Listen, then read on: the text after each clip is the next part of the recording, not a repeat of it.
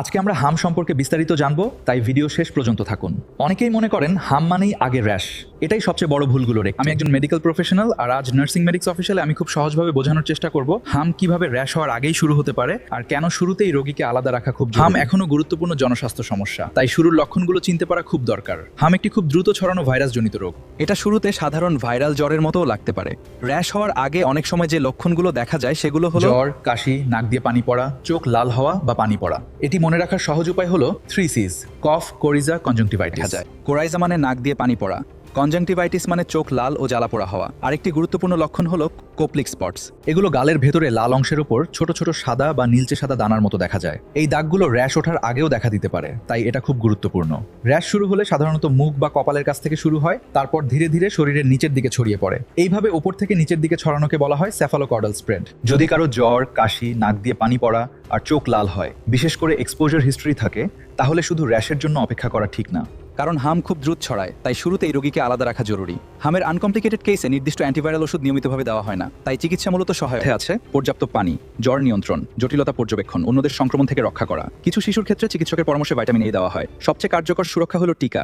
এখান থেকে 4টা কথা মনে রাখবো। 1. হাম সবসময় র্যাশ দিয়ে শুরু হয় না। 2. জ্বর, কাশি, নাক দিয়ে পানি পড়া, চোখ লাল হওয়া। 3. কোপ্লিক স্পটস একটি গুরুত্বপূর্ণ লক্ষণ। 4. শুরুতেই রোগীকে আলাদা রাখা। হামে কেন মৃত্যু হতে পারে, কোন প্রধান কারণে রোগী বেশি ঝুঁকিতে পড়ে, আর কোন বিপজ্জনক লক্ষণগুলো কখনো অবহেলা করা যাবে না। এখন চলুন দেখি হামে মৃত্যুর প্রধান কারণ কি। হাম প্রাণঘাতী হওয়ার সবচেয়ে বড় কারণগুলোর একটি হলো নিউমোনিয়া। হাম ফুসফুসে মারাত্মক প্রভাব ফেলতে পারে। যখন শ্বাস নিতে কষ্ট হয়, শরীরে অক্সিজেন কমে যায় আর রোগী দ্রুত দুর্বল হয়ে পড়ে। বিশেষ করে ঝুঁকি বেশি ছোট শিশুদের, যারা টিকা নেয়নি, যাদের রোগ প্রতিরোধক্ষমতা কম, অপুষ্ট রোগীদের। অর্থাৎ হাম যদি ফুসফুসে জটিলতা তৈরি করে, তাহলে অবস্থা খুব দ্রুত খারাপ হতে পারে। দ্বিতীয় বড় কারণ হলো মস্তিষ্কে প্রদাহ, যাকে এনসেফালাইটিস বলা হয়। এটি খুব ভয়ঙ্কর জটিলতা, কারণ এতে হয়ে থাকে অস্বাভাবিক ঝিমুনি, বিভ্রান্তি, খিঁচুনি, স্থায়ী স্নায়বিক ক্ষতি। কিছু ক্ষেত্রে এটি মৃত্যুর কারণও হতে পারে। তাই মিজলস রোগীর মধ্যে যদি কনফিউশন, খিঁচুনি বা অস্বাভাবিক ঝিমুনি দেখা যায়, তাহলে এটাকে জরুরি অবস্থা হিসেবে ধরতে হবে। তৃতীয় প্রধান কারণ হলো মারাত্মক পানিশূন্যতা এবং শরীর ভেঙে পড়া।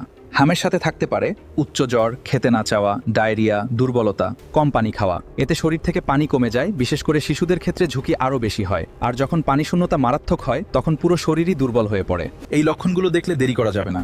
শ্বাস নিতে কষ্ট হওয়া, খুব দুর্বল হয়ে যাওয়া, পানি না খাওয়া পানিশূন্যতার লক্ষণ, অস্বাভাবিক ঝিমুনি, বিভ্রান্তি, খিঁচুনি, রোগীকে স্বাভাবিকের চেয়ে অনেক বেশি অসুস্থ লাগা, এগুলো হলে দ্রুত চিকিৎসকের পরামর্শ নিতে হবে। হামের আনকমপ্লিকেটেড কেসে নির্দিষ্ট অ্যান্টিভাইরাল ওষুধ নিয়মিতভাবে দেওয়া হয় না, তাই চিকিৎসা মূলত সহায়ক হয়।